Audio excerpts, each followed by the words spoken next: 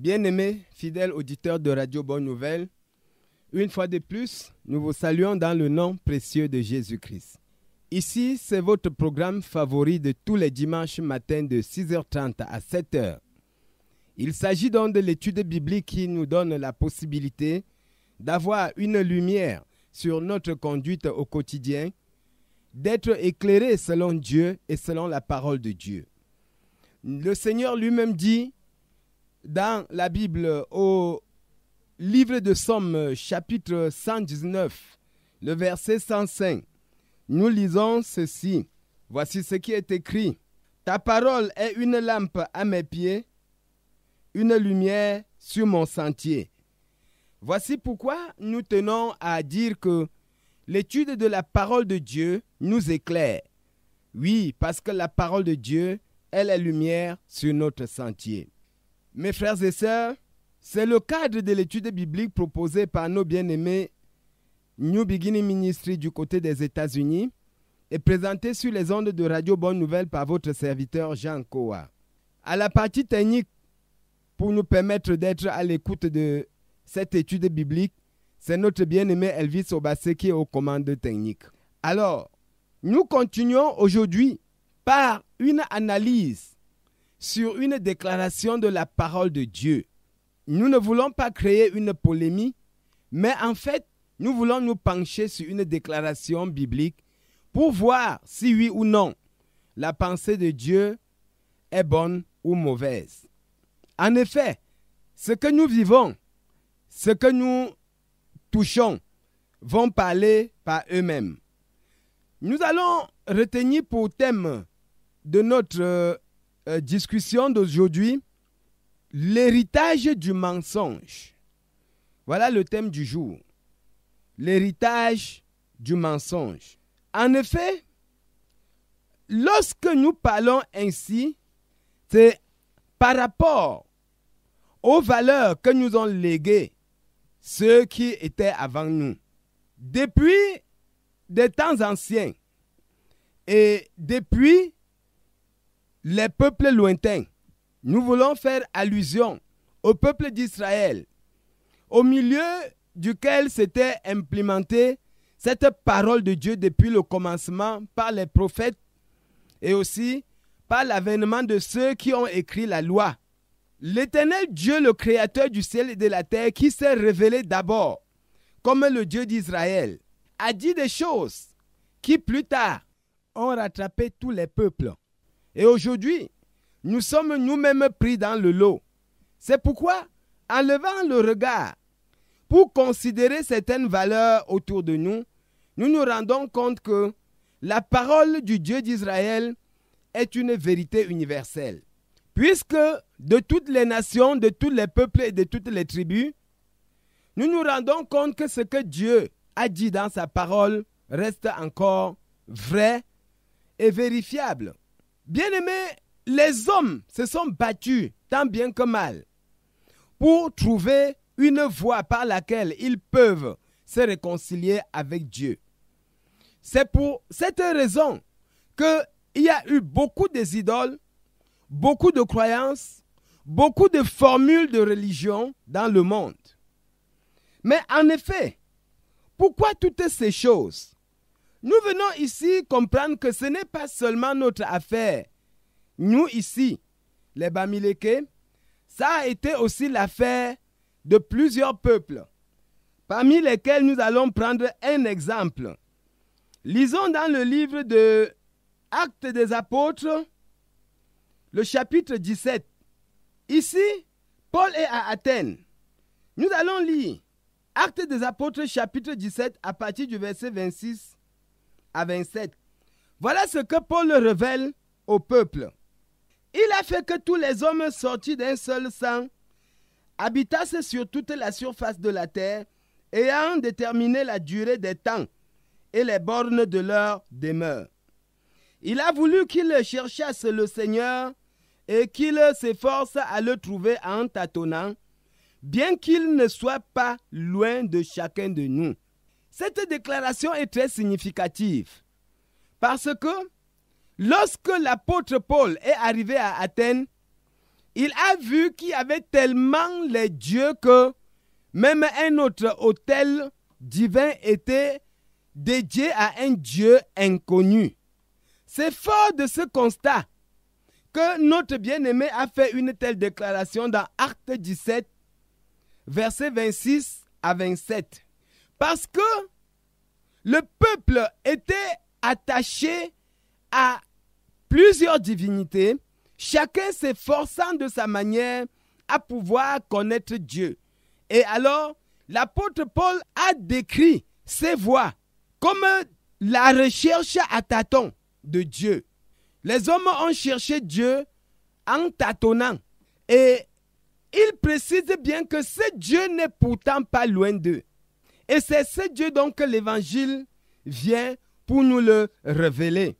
Bien-aimés, avec ce constat, nous pouvons comprendre que la plupart du temps, nous aimons dire que la Bible, c'est la tradition des Israélites. Mais seulement, nous ignorons que toutes les reproches que Dieu apporte aux hommes à travers la Bible sont autant valables pour le peuple d'Israël. Parce que ce peuple même était dépassé par les lois de Dieu.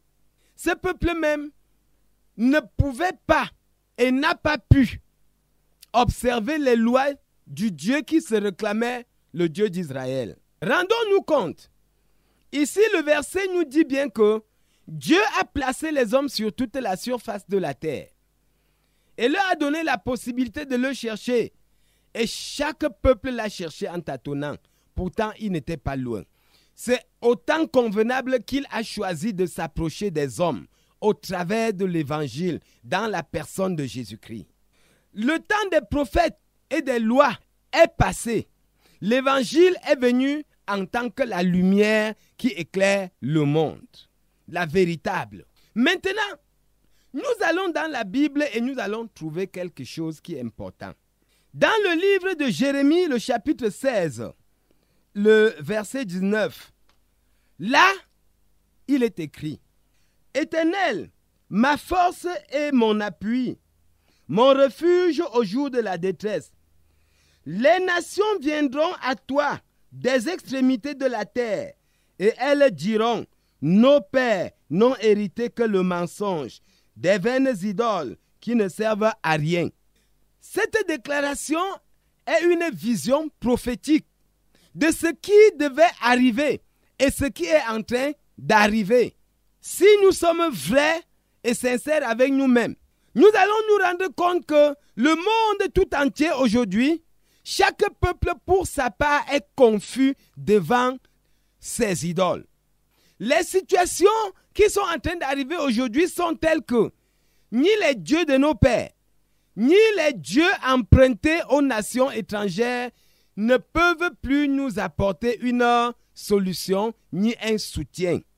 Pourtant, ce ne sont pas des dieux qui manquent. Chaque peuple en a.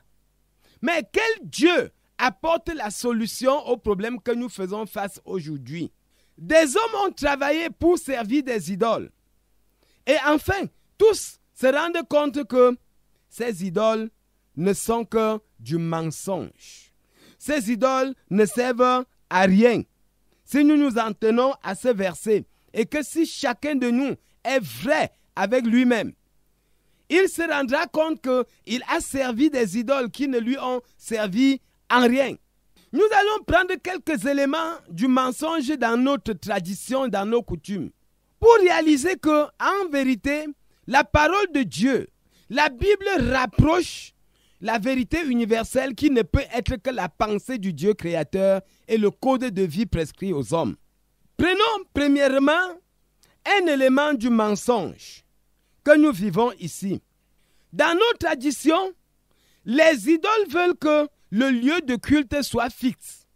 C'est-à-dire, si tu as une malédiction quelconque et qu'un prophète, entre guillemets, venait à te révéler que tu as une malédiction, alors, pour enlever cette malédiction, quel que soit le lieu où tu te trouves, il faut que tu ailles vers l'idole, auprès duquel tu dois faire un sacrifice pour être dégagé de cette malédiction. Ceci étant, nous rapprochons cette pensée à la pensée de la femme samaritaine qui un jour, dans le livre de Jean, au chapitre 4, le verset 23, a dit, verset 21, a dit au Seigneur Jésus, nos pères ont adoré sur cette montagne. Et le Seigneur de lui répondre, ce ne sera désormais ni sur cette montagne, ni à Jérusalem que l'on adorera Dieu, car les vrais adorateurs adorent en esprit et en vérité. Lorsque le Seigneur fait appel à un terme, les vrais adorateurs, ceci étant, nous comprenons qu'il y a eu une fausse adoration. Les faux adorateurs ne pouvaient donner qu'une fausse adoration. Et puisque pendant longtemps, les adorateurs n'ont adoré que d'une manière fausse, ils étaient donc des faux adorateurs.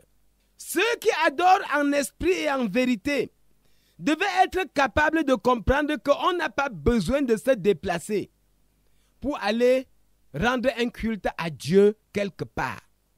Lorsque je dis ceci, des personnes vont me poser la question, pourquoi donc on part à l'église? C'est une affaire un peu différente, parce que lorsque un croyant se déporte d'une ville à l'autre, il ne transporte pas son assemblée locale. Quand il arrive dans une autre ville, il se joint à la communauté des croyants de la ville de résidence. Ceci est un cas différent par rapport au fait que si tu es en Europe, si tu es en Amérique, si tu es à Douala, tu es à Yaoundé, tu es n'importe où, il y a une idole à qui tu dois venir faire des sacrifices, quel que soit le cas.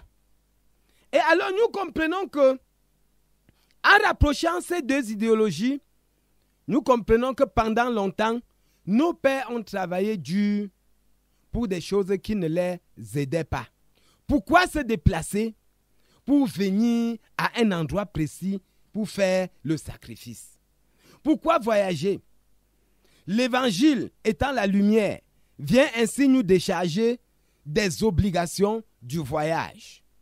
Si nous voulons servir Dieu, nous pouvons le servir dans l'environnement où nous nous trouvons. Le déménagement ou le déplacement ne nous oblige pas à rechercher encore Dieu dans une sphère lointaine ou encore dans une terre lointaine. Voilà un premier élément qui vient ici soutenir la déclaration du prophète Jérémie. Nous allons revoir un peu comment nos pères faisaient du sacrifice. Lorsqu'on est même arrivé à vouloir faire le sacrifice, qu'est-ce qui se passe dans nos traditions? Pour plusieurs, d'autres parlent sans savoir, mais j'ai au moins eu l'occasion d'être auprès des parents. Lorsque tu as une malédiction qu'il faut sacrifier la poule, on te dit que tu peux donner même les plumes de la poule. Ça, c'est quelle moquerie on veut faire à Dieu. Et cet enseignement est passé d'une génération à l'autre jusqu'à nous. Nos pères n'ont hérité que le mensonge. Dire à un enfant que si Dieu demande la poule, on lui donne les plumes, c'est lui enseigner du mensonge. Dans nos traditions, lorsqu'on demande de l'huile, on dit à ceux-là qui sont atteints par la malédiction qu'ils peuvent aller même avec une calebasse qu'on a ointe d'huile, déposer en route, ne même pas arriver là où il y a cette idole. Et crier « Oh, je viens, oh, je viens !» Jeter un peu du jujube et on rentre. De quel Dieu est-il question? Nos pères ont agi ainsi pendant si longtemps et se sont dépensés beaucoup pour rien. Ceci étant, nous voyons que la parole de Dieu nous éclaire là-dessus, que nos pères n'ont hérité que du mensonge, de vaines idoles qui ne servent à rien. Regardons la qualité de l'offrande que nos pères ont préconisée. Lorsque une personne est victime d'une malédiction dans notre société, quel est le conseil que les sages lui donnent? Fais un peu de pistache ou du gâteau de maïs et tu peux jeter au lieu où se trouve cette idole. Et puis, regardons si ce n'est pas ici du mensonge qu'on enseigne à des générations. Si Dieu était dans un endroit et qu'il faille lui donner à manger, Pourquoi lui donner une si petite boule de pistache ou un si petit morceau de gâteau de maïs qui ne peut pas l'aider à nourrir la poule dans sa cour? Si c'est Dieu, il est évident qu'on lui donne ce que lui aussi peut manger, lui et ses nobles et ses notables, car il est Dieu. Mais l'enseignement que nous avons reçu de nos pères, c'est le mensonge, car il est question d'aller se moquer de Dieu. Jérémie chapitre 16, le verset 19, fait une déclaration ici qui doit nous réveiller. Et chaque fois qu'on nous dit d'aller faire des choses, nous devons nous-mêmes nous poser la question. Est-ce que c'est sérieux? Si c'est sérieux, pourquoi on agit de cette manière? Je regrette, mes frères, que cette mentalité est même transposée à l'église.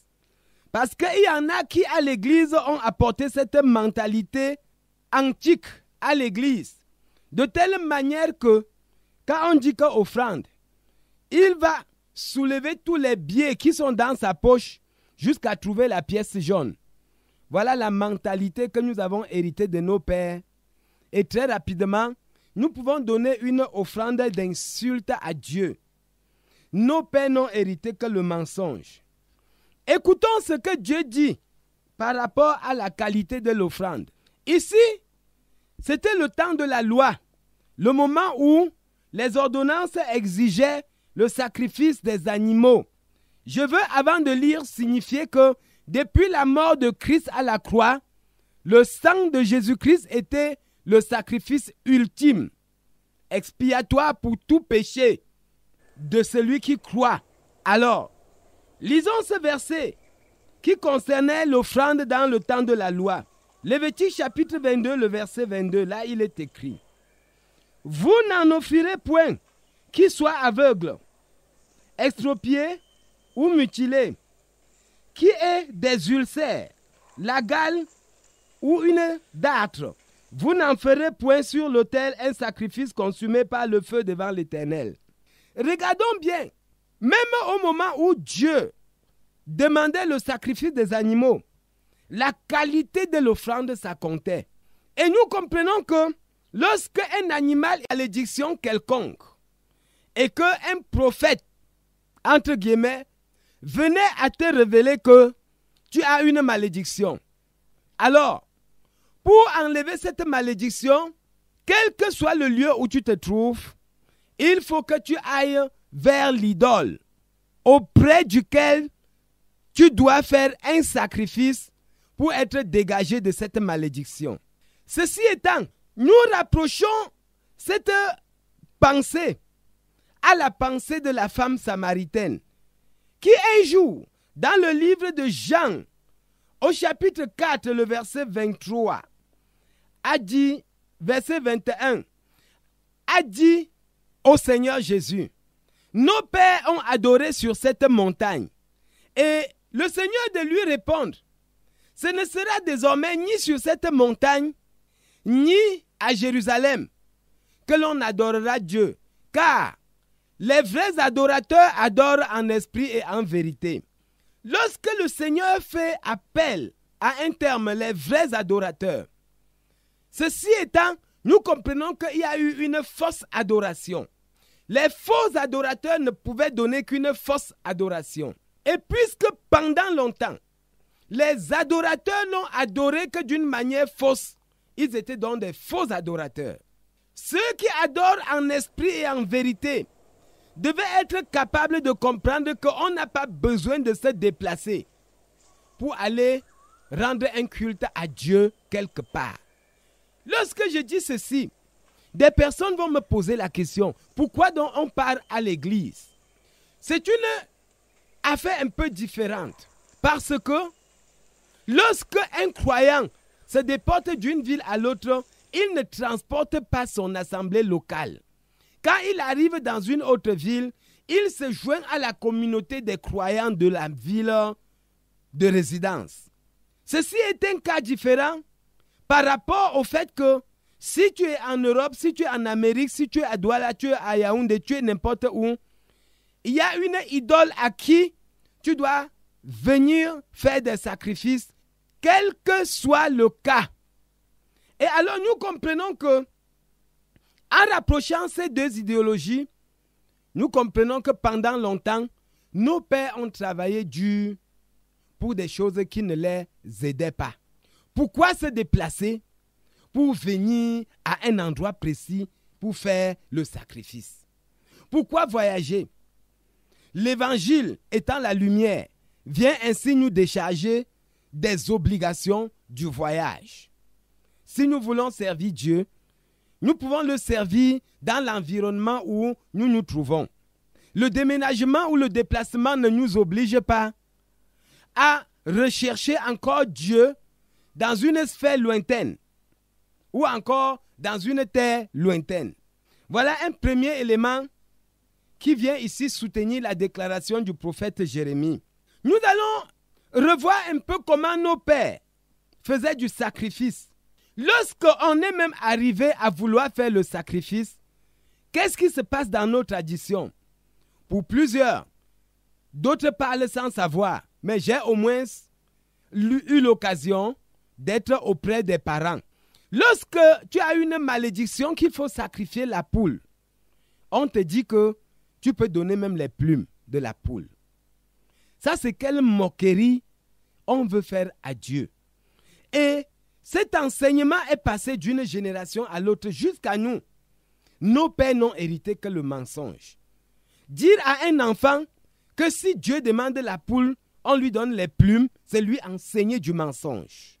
Dans nos traditions, lorsqu'on demande de l'huile, on dit à ceux-là qui sont atteints par la malédiction qu'ils peuvent aller même avec une calebasse qu'on a ointe d'huile, déposer en route, ne même pas arriver là où il y a cette idole, et crier « Oh, je viens, oh, je viens !» Jeter un peu du jujube et on rentre. De quel Dieu est-il question? Nos pères ont agi ainsi pendant si longtemps et se sont dépensés beaucoup pour rien. Ceci étant, nous voyons que la parole de Dieu nous éclaire là-dessus, que nos pères n'ont hérité que du mensonge, de vaines idoles qui ne servent à rien. Regardons la qualité de l'offrande que nos pères ont préconisée. Lorsque une personne est victime d'une malédiction dans notre société, quel est le conseil que les sages lui donnent? Fais un peu de pistache ou du gâteau de maïs et tu peux jeter au lieu où se trouve cette idole. Et puis, regardons si ce n'est pas ici du mensonge qu'on enseigne à des générations. Si Dieu était dans un endroit et qu'il faille lui donner à manger, pourquoi lui donner une si petite boule de pistache ou un si petit morceau de gâteau de maïs qui ne peut pas l'aider à nourrir la poule dans sa cour? Si c'est Dieu, il est évident qu'on lui donne ce que lui aussi peut manger, lui et ses nobles et ses notables, car il est Dieu. Mais l'enseignement que nous avons reçu de nos pères, c'est le mensonge, car il est question d'aller se moquer de Dieu. Jérémie chapitre 16, le verset 19, fait une déclaration ici qui doit nous réveiller. Et chaque fois qu'on nous dit d'aller faire des choses, nous devons nous-mêmes nous poser la question. Est-ce que c'est sérieux? Si c'est sérieux, pourquoi on agit de cette manière? Je regrette, mes frères, que cette mentalité est même transposée à l'église. Parce qu'il y en a qui, à l'église, ont apporté cette mentalité antique à l'église. De telle manière que, quand on dit qu'offrande, il va soulever tous les billets qui sont dans sa poche jusqu'à trouver la pièce jaune. Voilà la mentalité que nous avons héritée de nos pères. Et très rapidement, nous pouvons donner une offrande d'insulte à Dieu. Nos pères n'ont hérité que le mensonge. Écoutons ce que Dieu dit par rapport à la qualité de l'offrande. Ici, c'était le temps de la loi, le moment où les ordonnances exigeaient le sacrifice des animaux. Je veux, avant de lire, signifier que depuis la mort de Christ à la croix, le sang de Jésus-Christ était le sacrifice ultime, expiatoire pour tout péché de celui qui croit. Alors, lisons ce verset qui concernait l'offrande dans le temps de la loi. Lévitique chapitre 22, le verset 22, là il est écrit: vous n'en offrirez point qui soit aveugle, extropié ou mutilé, qui ait des ulcères, la gale ou une dartre. Vous n'en ferez point sur l'autel un sacrifice consumé par le feu devant l'Éternel. Regardons bien, même au moment où Dieu demandait le sacrifice des animaux, la qualité de l'offrande, ça comptait. Et nous comprenons que lorsque un animal